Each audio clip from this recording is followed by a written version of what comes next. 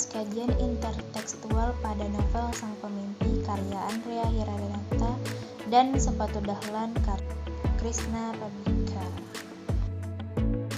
Langsung saja kita mulai dengan analisis pertama. Hasil analisis pertama yaitu mengenai tema. Di dalam unsur tema, kedua novel ini memiliki keterkaitan yang kuat, di mana keduanya sama-sama mengangkat tema mengenai mimpi. Tema utama tersebut disertai tema kecil lainnya, yaitu tema keluarga, pendidikan, dan sahabat.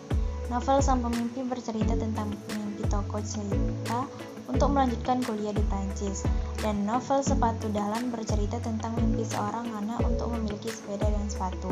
Kutipan dari novel Sepatu Dahlan yaitu, upah nguli nyeset terus kutabung demi dua mimpi besarku, sepatu dan sepeda. Program pada novel Sang Pemimpi yaitu kutipan, dan kita akan bertempur habis-habisan demi mimpi-mimpi itu. Kedua kutipan tersebut sama-sama menceritakan tentang perjuangan yang mereka lakukan untuk menggapai mimpi mereka. Pada kutipan Sepatu Dahlan, tampak bahwa tokoh cerita memiliki mimpi yang sangat besar sejak dirinya masih kecil. Meski mimpi itu sangat sederhana, yaitu ingin memiliki sepeda dan sepatu.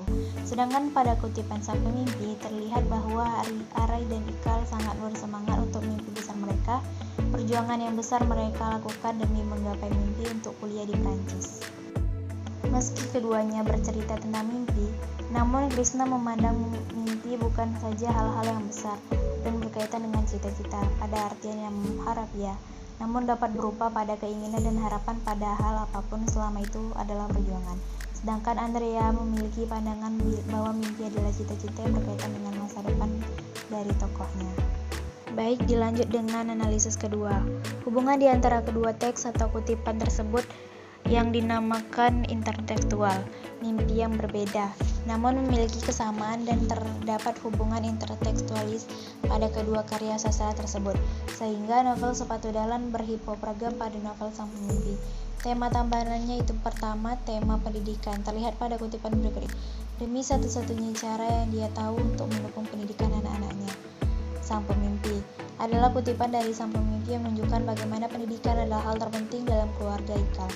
Betapa pentingnya pendidikan bagi mereka, membuat segala hal dilakukan untuk mendukung pendidikan tersebut. Sama halnya dengan kutipan dari Sepatu Dahlan berikut, setidaknya dari upah itu ibu bisa membelikan kami pakaian baru menjelang lebaran atau peralatan-peralatan sekolah yang penting kami miliki. Sepatu Dahlan yang menunjukkan hal yang sama, yaitu dukungan yang diberikan dan perjuangan yang dilakukan untuk menggambarkan betapa pentingnya pendidikan bagi keluarga Dahlan. Dalam hal ini kembali intertekstual keduanya terlihat, yaitu sama-sama menunjukkan pentingnya pendidikan. Analisis ketiga. Analisis masalah ketiga yaitu pada data tokoh dan penokohan dari kedua novel tersebut. Tokoh utama memiliki kesamaan karakter dan latar belakang, sehingga kedua novel ini benar-benar menunjukkan adanya hubungan intertekstual. Siapa saja bisa bertahan hidup meskipun dalam belitan kemiskinan, tapi orang miskin punya banyak keterbatasan, terutama yang terkait dengan uang, semisal makan, sekolah, rumah sakit, sebab segala mulai diukur dengan uang. Kutipan dari novel Sepatu Dahlan tersebut berprogram pada kutipan novel Sang Pemimpi berikut. Karena di kampung kami tak ada SMA, setelah tamat SMP, aku, Arai, dan Jimron merantau ke Mangai untuk sekolah di SMA negeri. Pada saat itulah PN Timah Belitung, perusahaan tempat sebagian besar orang Melayu menggantungkan perlok belakangnya, termasuk ayahku, perlahan kolaps.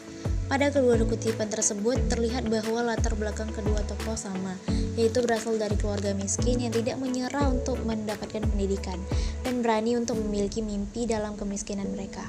Demikian juga dengan tokoh tambahan dari kedua novel tersebut dapat dilihat pada dua kutipan berikut. Novel Sepatu Dahlan, walaupun sikap kerasnya, bapakku selalu menunjukkan sikap yang hangat, kehangatan yang mesti kurindukan bahkan sampai hari ini. Mengusap kepalaku dengan pelan, lalu memelukku begitu lembut. Yang berprogram pada novel Sang Pemimpi, ayahku adalah pria yang sangat pendiam. Belasan tahun aku menjadi anaknya. Aku belajar bahwa pria pendiam sesungguhnya punya rasa kasih sayang yang jauh berlebih dibandingkan dengan pria sok ngatur yang merepet saja mulutnya.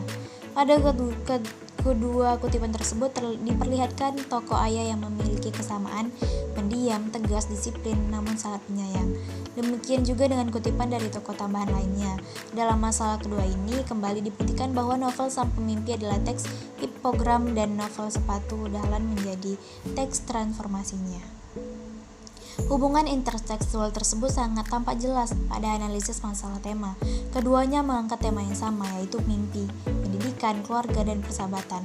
Pada analisis kedua juga tampak beberapa tokoh tambahan yang memiliki kesamaan karakter. Dan tokoh utama kedua novel ini menunjukkan karakter yang sama dengan latar belakang yang juga tidak jauh berbeda. Pada analisis alur, mulai tampak bahwa karya Krishna Pabikara mengalami kreasi penulisan. Novel Sepatu Dahlan memiliki alur maju dalam ceritanya, dan Sang Pemimpi memiliki alur maju mundur atau campuran. Tetapi dalam tahapannya tetap terlihat Sepatu Dahlan masih berhipogram pada Sang Pemimpi. Dan terakhir, pada analisis latar, keduanya menunjukkan perbedaan yang jauh lebih besar daripada saat menganalisis alur.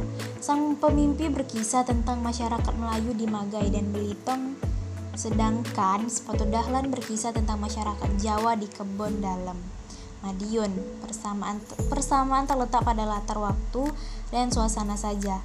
Hal itu terlihat pada beberapa kutipan yang memiliki persamaan, hingga penentuan bahwa karya Andrea Hirata adalah teks hipogram dan karya Krishna Pabikara adalah teks transformasi telah Sekian video dari saya, mohon maaf apabila ada kesalahan. Wassalamualaikum warahmatullahi wabarakatuh.